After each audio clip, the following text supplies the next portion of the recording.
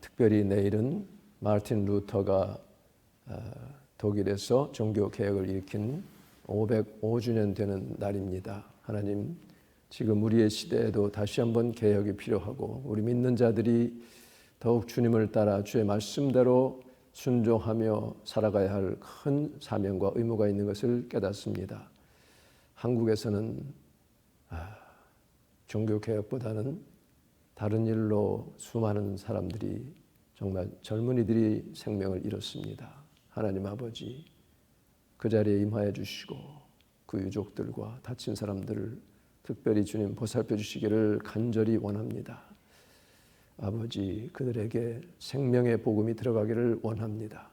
우리 주님의 위로가 임하게 도와주시고 우리 믿는 그리스도인들이 그들과 함께 마음 아파하며 슬퍼하며 위로하고 어찌하든지 생명의 복음을 전하는 우리 크리스찬이 꼭 되게 하여 주시옵소서. 오늘 이렇게 또 마틴 루터 이전에 개혁을 일으키려 했던 개혁가들을 우리가 살펴보기를 원합니다. 하나님께서는 그 시대마다 주님의 그 말씀대로 살고자 하는 그런 믿음 안에서 자신을 내어놓는 그런 사람들을 통하여 이렇게 일들을 이어져 오신 것을 우리가 봅니다. 오늘 우리에게도 그러한 뜨거운 믿음을 허락하시고 우리 심령 자체, 우리 삶이 또 교회가 개혁되는 일에 쓰임받는 귀한 은혜가 있게 하여 주시옵소서. 예수님의 이름으로 기도하옵나이다. 아멘. 이따가 우리 또 따로 기도하겠지만 정말 너무나 비참한, 참 비통한 일이 이렇게 한국에서 일어났습니다. 우리 참 그리스도인으로서 큰 책임감도 느끼고 너무나 마음이 아프고 그런 상황입니다. 그렇게 알고요. 자, 오늘 이 마르틴 루터와 개혁 선구자들을 먼저 중심으로 좀 살펴보도록 하겠습니다. 종교개혁, 레포메이션이라고 하죠. 혹은 교회개혁이라고 하는 것은 1517년 10월 말일 날 가톨릭의 사제였던 마르틴 루터가 교황 중심으로 하는 이 서유럽의 정치, 또 그 서방 교회, 즉 로마 가톨릭 교회의 면죄부 판매, 또 연옥에 대한 주장, 그리고 그 연옥에 들어가 있는 사람을 교황이 말하자면 끄집어 올릴 수 있다. 면죄부를 통해서 이렇게 주장한 거죠. 그 다음에 공로 사상, 행위로 구원받는다. work righteousness. 이런 것들을 비판하는 95개조 반박문을 비타메리카 성당에 이제 발표한 것으로, 붙여놓은 것으로 이제 알려져 있죠. 그것으로 촉발이 된 것인데요. 그 이전에 벌써 이제 그 개혁의 운동들이 있었습니다. 그래서 이 루터 이전의 개혁 운동가들을 좀 살펴보면요, 이미 이제 교회 개혁은 중세 르네상스 인문주의자들의 영향을 받고 있었습니다. 이 르네상스 인문주의라고 하는 건 뭐냐면 14세기부터 16세기까지 문예 부흥이라고 우리가 알려져 있잖아요. 이탈리아에서 발생한 것이죠. 널리 이제 유럽에 퍼진 그런 운동인데, 그때 이제 사람들이 인지가 발달하면서 더 이상 교회의 어떤 교권에 지배받고 싶지 않다. 그러면서 이제 고대 그리스 로마 시대의 어떤 그 문학 이런 거, 고전, 이것이 진짜 가치 있는 것이다. 그렇게 이제 고전 연구를 중심으로 해서 중세 로마 카톨릭의 권위와 속박, 정신적인 속박에서 벗어나고자 그런 인간성을 존중하고 문화적인 교양 발전에 노력했던, 그게 바로 이제 인문주의 운동입니다. 휴머니즘이죠. 그래서 이 인문주의자들의 방법을 통하여 성경을 이제 원문으로 해석하기 시작합니다. 그러니까 지금 그때까지는 교회에서 교황과 신부들에게만 해석 권한이 주어져 있었는데 라틴어로만 예비하고, 그런 것을 성경 원문, 헬라어와 또 히브리어 그 원문을 가지고 이제 해석하는, 그러면서 이제 오직 성경으로, 이게 뭐냐면 이 가톨릭 교회는 교권, 교회의 결정, 이것을 아주 중시했어요. 성경보다 어떤 때는 위에다 놓는 교회의 권위, 교회의 전통, 이제 이런 것 소용없다. 성경 말씀으로 돌아가야 된다. 이것을 강조함으로써 복음의 기록, 성경의 권위를 16세기 그 서방 교회 모든 제도, 교황과 교직, 교회 직제, 교회 전통보다 더 높은 권위의 둠으로 이제 그 개혁의 운동이 시작이 됐습니다. 그런데 1517년 이전에 벌써 한 200년쯤 전에 이미 그런 일들을 막 이제 시도한 사람들이 있었습니다. 그 유명한 분이 존 위클리프죠. 위클리프 그 바이블 성경 말은 번역해야 돼. 지금도 있잖아요. 저 선교지 가면 14세기 사람인데요. 영국 사람입니다. 역사가들은 이 위클리프를 종교개혁의 아침별, 새벽별이라고 이렇게 부르고 있죠. 그분으로부터 시작이 된 것으로 봅니다. 이분이 옥스퍼드 대학을 졸업했고요. 교황청의 부패를 탄핵을 합니다. 그래서 이 사람들에게 복음의 진리를 전하기 위해서 라틴어 성경을 이제 영어로 번역을 해요. 이제 일반 사람들이 읽을 수 있도록, 영국 사람들이 읽을 수 있도록. 그래서 1382년에 완성을 합니다. 그런데 그래서 이걸 가지고 그 뒤에 나오는 윌리엄 틴들이라는 순교자가 있는데 이분이 이제 그리스어와 히브리어 성경을 최초의 영어 성경으로 번역하는 일을 하도록 큰 영향을 끼친 분이 바로 위클리프입니다. 그래서 위클리프는 화채설을 반대했어요. 화채설이 뭐냐면 사제가 이렇게 축성한 떡과 포도주가 실제로 우리가 먹을 때 실제 예수 그리스도의 몸이 되고 피가 된다고 하는 거죠. 변한다, 몸으로 변한다, 화채.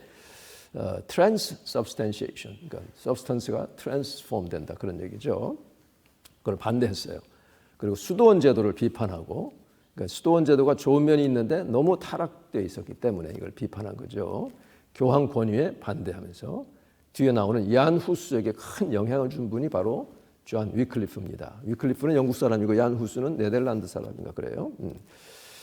그리고 유명한 그 링컨이 게티스버그에서 연설했잖아요. 우리가 학교에서 배우잖아요. 국민에 의한 그런 정부 만들자 하고 이 남북 전쟁 끝날 무렵에 연설한 그것이 바로 위클리프가 처음에 외쳤던 말이에요. 그걸 주창을 했습니다. 저도 이거 보면서 처음 알았어요. 링컨이 자기 거 아닌 거는 알았지만 누구 말인 줄은 몰랐었는데요. 그가 죽은 후에 위클리프가 84년에 죽었는데 31년이나 지나서 독일 콘스탄츠 공의회에서 말이죠. 카톨릭 공의회죠. 이단으로 판결을 해버립니다. 그래서 그의 책들 다 불태워라. 무덤을 파헤쳐라. 부관 참시하라는 부관 참시. 파헤쳐가지고 화형에 처합니다. 그 죄가 뭐냐? 라틴어 불가타 성경, 불가타라는 말이 이제 라틴어로 번역한 성경입니다. 특별히 구약 또 신약 이렇게 불가타라는 게 그 헬라어 코이네처럼 저 말하자면 낮은 로우 피플들이 쓰는 언어를 다 가지고 있거든요. 그러니까 누구나 읽을 수 있는 그런 책으로 번역을 한 건데 이거를 영어로 번역한 게 대죄였어요. 그 죄목으로 부관 참시를 당합니다. 그래서 그 후에 한 13년 후에야 교황 마르티노 5세가 실제로 그것을 집행을 해버려요. 참 그렇습니다. 이게 신앙이 잘못되면 이렇게 엄청난 일을 합니다. 그런데 그의 이제 그 레거시는 뭐냐면 옥스퍼드 대학교 연구소인 위클리프 홀이 지금도 있고요. 그다음에 세계 성경 번역 선교회 같은 것들이 아직도 지금 남아 있고요. 그래서 그렇습니다. 그리고 성경 그 영어 번역 중에는 위클리프 바이블이 또 있어요. 쭉 보면은 자 그런데 그 위클리프의 영향으로 롤라드 파가 또 이제 생겨났습니다. 14세기 중반부터 영국의 종교 개혁에 이르기까지 계속 일어났던 운동이 바로 롤라드 파의 운동입니다. 이 사람들이 성경을 영어로 번역함으로써 아주 열정적인 활동을 했고요. 15세기 중엽까지 일반적으로 이단으로 간주된 사람들이 롤라드 파입니다. 이게 1382년, 그러니까 위클리프가 죽기 한 2년 전이죠. 그 제자들은 전통을 가톨릭 교회의 전통을 끊어버리고 신구약 성경을 영어로 번역합니다. 그 1000년 동안의 전통을 깨고 유럽의 언어로 성경이 완역된 건 처음이었어요. 이 롤라드 파에 의해서. 그리고 이미 루터 개혁 2세기 전에 위클리프를 따르는 가난한 사제들이 롤라드 파를 가난하고 잘 못 배웠다 해가지고 롤라드라고 불렀거든요. 그 사제들은 영국 전역을 돌면서 영어로 설교했어요. 그 전에는 다 라틴어로 했죠. 미사 드릴 때마다 다 한국도 얼마 전까지 몇십 년 전까지 다 캐톨릭 교회 가면 라틴어로 설교해요. 이거 못 알아들어요.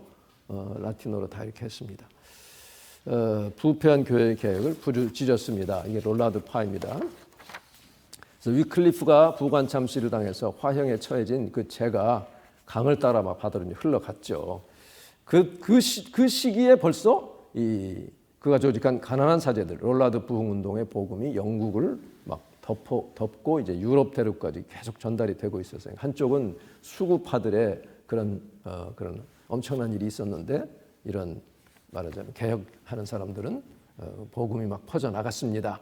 그래서 성도들의 운동으로 점차 확대되어 나갑니다. 1523년에 네덜란드의 신학자 에라스무스가 롤라드 운동을 가리켜 정복되었으나 수멸되지 않는 부흥운동이라. 이 에라스무스는 나중에 그 루터 개혁했을 때에 그를 이론적으로 도왔던 사람이에요. 그런 학자였습니다. 그리고 이제 얀 후스가 나옵니다. 이 사람은 언제 태어났는지 확실치는 않아요. 1372년경, 그 다음에 1415년 7월에 이제 화형됐는데요. 체코 사람이고요. 체코 사람입니다. 기독교 신학자이며 종교개혁자다. 그는 존 위클리프의 영향을 받아 성서를 믿음의 유일한 권위로 강조했습니다. 그러니까 교회 전통 소용없다. 가톨릭 교회. 복음주의적인 성향을 보였고요. 서방교회 교황의 지지자들 또 지도자들의 부패를 막 비판하다가 결국은 파문을 당합니다. 1411년 대립교황이라는 게 뭐냐면 교황이 있는데 그 교황 세력에 반대해서 또 교황을 뽑았어요. 이게 대립교황이에요. 요한 23세기에서 또 파문을 당했습니다. 그러니까 그 교황 안에서도 막 지금 권력 다툼들이 계속 있었던 거죠. 그 이듬해 1412년에 가톨릭 교회의 면죄부 판매를 공개적으로 벌써 비난했어요. 후스가. 그리고는 3년 후에 콘스탄츠 공의회에서 화형으로 처하자. 그래가지고 결국은 7월 6일에 화형에 처했습니다. 그러니까 가톨릭 교회가 이 개혁자들, 개신교 사람들에게 엄청난 죄를 많이 졌습니다. 특히 프랑스 같은 경우는요. 무슨 파죠? 무슨 사람들이죠? 프랑스의 하여튼 그 사람들이 막 피해가지고 숨어 있었던 그런 지역도 있는데요. 하여튼 상당히 많이 상 바톨로뮤 날인가 그때는 벌써 몇천 명을 막 죽이고 그랬습니다. 그렇지만 그가 화형당한 이후에 그의 사상을 이어받은 사람들이 보헤미안 공동체, 그 체코 지역을 중심으로 한 그런 사람들이 있었어요. 만들고 루터에게도 영향을 끼쳤고요. 알프스 이북 종교 개혁자들, 켈빈도 마찬가지고 스빙글리도 마찬가지고 후스의 영향을 많이 받게 됩니다. 그래서 현재는 18세기 이후에 설립된 모라비아 교회 혹은 체코 개신교라는 명칭으로 명맥을 이어나가고 있습니다. 그러니까 모라비안 교회 이 성도들이 또 누구에게 영향을 줬어요? 존 웨슬리에게 영향을 줬죠. 그래서 배 타고 이제 막 풍랑 속에 이렇게 웨슬리가 영국으로 돌아가는데 자기는 사색이 다 됐는데 이 모라비안 교도들은 조용하게 그냥 마음이 너무 안정되어 있는 상태에서 이렇게 기도하고 하는 그걸 보고 너무 충격을 받게 되죠. 네. 콘스탄츠 공의회가 후스를 화형에 처하자 체코인들의 강한 반발을 불러일으킵니다. 그래서 체코 땅에 혁명의 기운이 감도기 시작했고요. 1415년 가을에는 이제 7월에 죽었는데 가을에는 여러 귀족들이 콘스탄츠 공의회의 결정을 거부한다는 결의문을 발표하고요. 후스의 가르침에 따라서 체코에서 하나님 말씀을 끝까지 수호하겠다는 선언문을 발표했습니다. 그래서 하느님이라고 한 거 보니까 캐톨릭 사람이 쓴 것 같아요. 네. 어쨌든 정확하게 말하자면 썼습니다.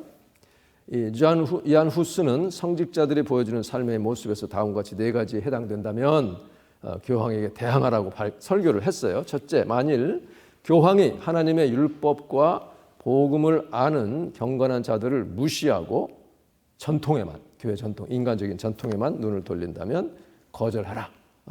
둘째, 교황과 영적인 저위층들이 경건한 삶을 벗어나서 세상적인 일에 얽매여 산다면 이게 저위층이라고 했어. 말하자면 교권으로는 겉으로는 고위층이지만 영적으로는 저위층이라는 거죠. 교황도 마찬가지죠. 세상에 얽매여 산다면 이것도 거절해라. 셋째, 교황이 그리스도를 섬기는 일에 세상 장사꾼들을 내세우고. 그러니까 예수님이 성전 청결했잖아요. 내 집을 장사꾼 집으로 만들지 말라 그랬잖아요. 오늘날은 어떻습니까? 그런 모습들이 있어요, 교회에. 이거 정말 조심해야 되죠. 내세우고 자신의 세속적인 삶에만 욕심을 내어 교회를 압박하는 그런 일들이 지금 그 당시에 굉장히 많았다는 거예요. 점점 타락해가지고 개혁하지 않으면 너무 썩어 그냥 문드러지는 그런 상황에 처해 있었다는 것을 알 수가 있습니다.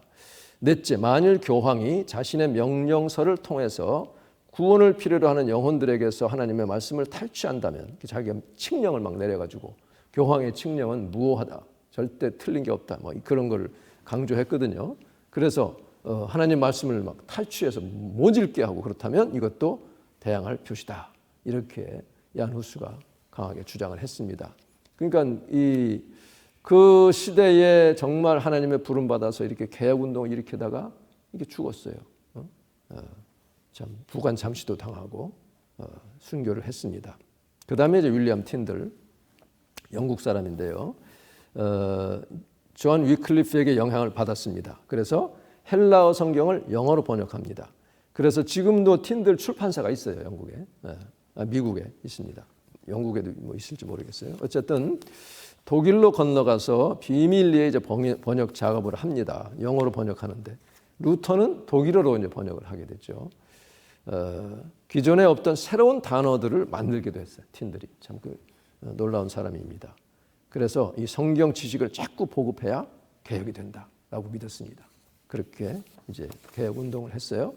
그런데 결국 그도 성경을 번역한 죄로 1536년 10월 6일에 이단으로 몰려서 화형을 또 당합니다.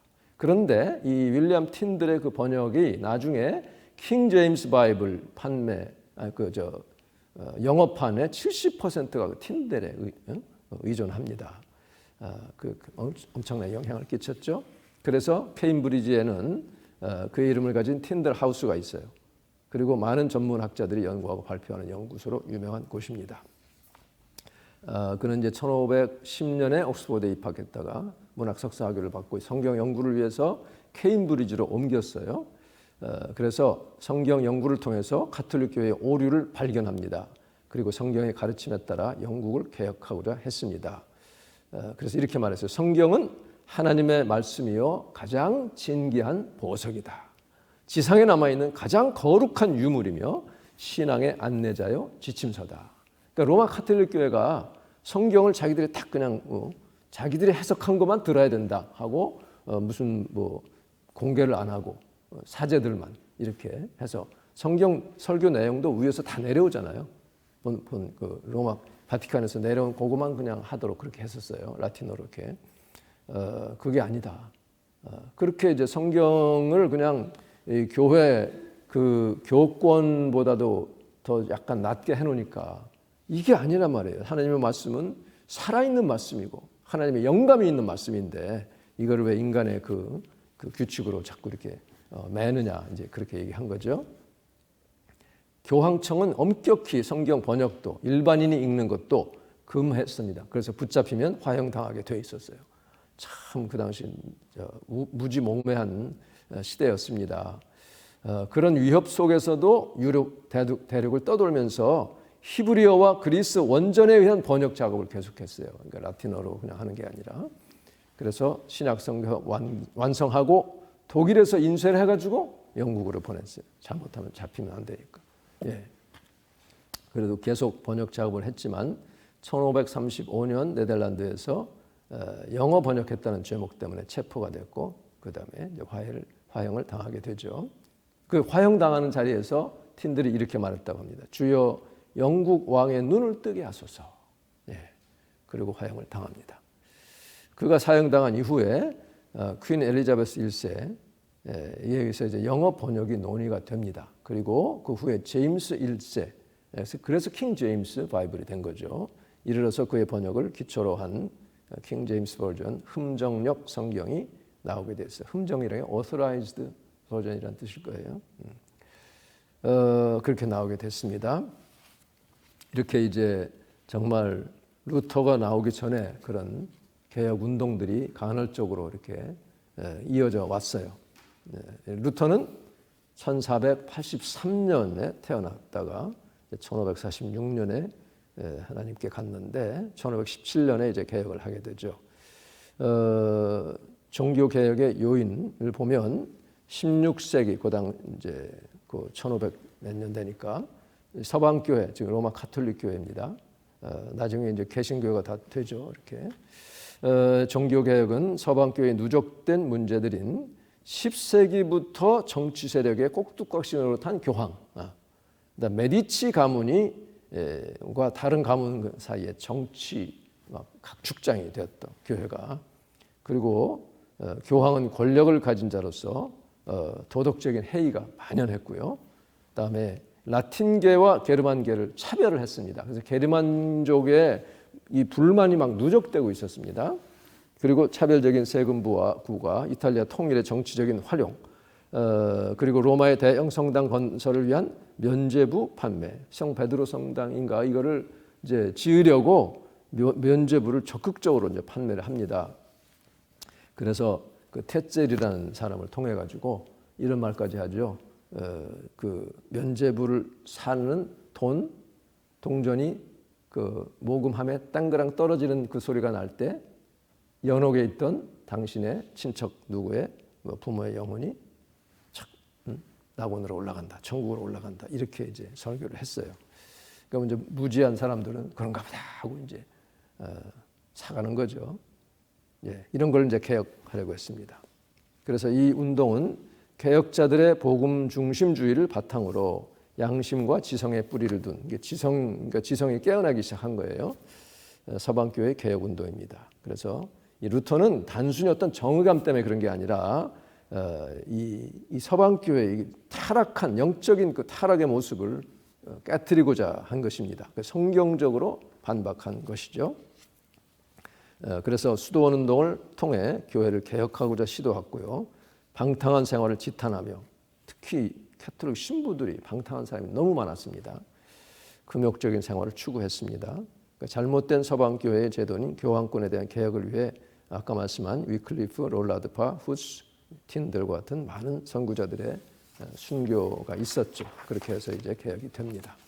그 종교개혁의 배경을 세 가지로 설명을 하죠. 첫째는 도덕적인 요인입니다.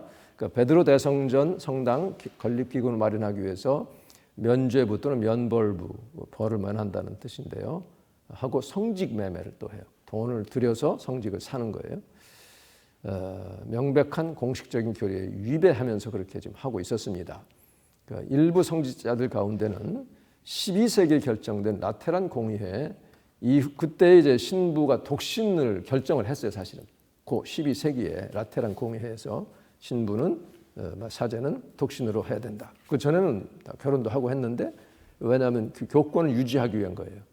유지하기 위해서 그렇게 독신 결정을 했는데 잘 안 지키고요. 막 연인도 두고 뭐 부정도 행하고요. 또 뭐 하여튼 동성애도 행하고 밀회 즐기고 뭐 사생아도 낳고 이런 타락을 보인 그 교황들이 있었죠. 교황이 그랬으니 뭐 밑에 신부들도 말할 필요 없죠. 그다음에 지적인 요인, 르네상스로 유럽의 지적인 생활에 근본적인 변화를 가져옵니다. 그래서 고대 문화계로 로마 또 이탈리 그리스 로마 그 문학 이런 것들을 복귀하고요. 헬라 사상과 초기 기독교 헬라 문헌들을 이제 연구하기 시작합니다. 그러면서 개인주의가 이제 깨어나기 시작합니다. 서구의 지금 현재 문화는 아주 지독한 rugged individualism, 지독한 어떤 그 개인주의적인 성향이 많은데, 오늘날 요즘 와서는 이 그 폐해가 크니까 자녀들도 이거 너무 부모한테 사랑 못 받고 너무 막 독립해야 된다 하면서 하다 보니까 아이들의 그 성품이 이상하게 되잖아요. 괴물이 돼가고. 지금 이 아시아, 특별히 한국 사람들의 육아와 여러 가지 지금 문화적인 영향을 지금 굉장히 많이 흡수를 하고 있습니다. 그건 좋은 면인데 또 반대로 이 불교 이런 데 자꾸 심취하는 사람들이 또 드러나가지고 그게 또 문제입니다. 어쨌든 개인주의적인 각성, 동서 문화가 교류가 돼요. 그러니까 몽골 제국이 서쪽으로 진행하면서 서구를 또 덮은 적이 있잖아요. 여기 헝가리까지도 막 들어왔고요. 그러면서 교류가 되고 또 지리상의 발견으로 다른 대륙들을 발견하고 그러면서 교류가 되죠. 그다음에 봉건 제도는 붕괴되고요. 그래서 상업 인구가 격증하게 됩니다. 농업을 중심으로 하다가 이제 막 상역이 막 일어나게 됩니다. 다양한 신학사상의 등장 등으로 사상적인 기초가 그때까지 있었던 기초가 막 흔들리게 됩니다. 그러니까 중세 지식사회는 성서적인 인문주의의 세찬 도전을 받고 종교개혁의 사상에 자리를 내줍니다. 그러니까 이 인문주의가 성서적으로 될 때는 좋은 거예요. 하나님 말씀을 원어 그대로 깨우치고 해석하고 번역해가지고 하나님의 말씀의 원뜻을 깨달아서 하나님께서 우리 인간의 삶에 어떠한 영향을 주시고 어떻게 우리가 살기를 원하시는가, 참 자유롭게 주님을 참 섬기고 어떤 교권에 매이는 게 아니라 정말 진정으로 예배하고 이런 그런 것들을 이제 가르쳐 주는데 그걸 깨우치기 시작한 거죠. 사회적인 요인, 십자군 이후에 봉건 사회가 이제 점차 무너집니다. 십자군 원정이 나중에는 너무 이렇게 정치적으로 이렇게 돼가니까 뭐랄까 이게 없어져. 왜 십자군을 일으켰는지 원래의 그 목적은 다 사라져 버리고, 그래서 이제 무너지고요. 농업 경제가 상업 경제로 옮겨지면서 구조적인 변화가 오게 됩니다. 그러면서 국가주의가 등장해요. 그 전에는 이게 국가라는 게 별로 없었는데 그 개념이 그러면서 이제 스페인, 프랑스 이런 데서는 교회가 국가의 지배 아래 들어가게 됩니다. 그 대표적인 예가 이제 교황청이 아비뇽 유수, 이게 이제 교황권과 황제권 사이에 충돌을 일으키다가 꺾어진 거예요. 교황청이. 교황권이 몰락을 하게 되죠. 그래서 교회 개혁을 가속화합니다. 교황 레오 10세는 지나친 사치로 교황청이 조공을 막 이제 부과해 사람들에게. 그것이 이제 게르만족과 아까 이탈리아 이쪽과 차등을 뒀다고 했잖아요. 게르만 백성들의 원망을 사고 권위 남용으로 개혁의 빌미가 되게 됩니다. 그래 이제 그렇게 됐고요. 이제 종교 개혁자들의 5가지 솔라 나오죠. 5 솔라스, 솔라 피데 오직 믿음으로, 솔라 그라티아 오직 은혜로, 솔라 스크립투라 오직 성경 말씀으로, 솔루스 크리스투스 오직 그리스도. 그러니까 인간의 어떤 행위로 되는 게 아니라는 거죠. 우리 예수님의 십자가에서 죗값을 다 받고 예수님이 하나님의 의를 완전히 이루셨으니 그리스도의 은총을 받는 것밖에는 없다. 우리 인간의 노력으로 되는 게 아니다. 구원이라는 것은. 그다음에 솔리 데오 글로리아. 그래서 오직 하나님께만 영광이지 우리 인간의 공로는 영광 받을 게 아무것도 없다. 이제 이런 5가지 솔라가 이제 개혁자들의 외친 솔라입니다. 그래서 오늘 여기까지 이렇게 보고요. 오늘날에도 정말 여기저기서 자꾸 이제 개혁돼야 되고 갱신해야 된다는 그런 외침들이 많이 일어나고 있죠.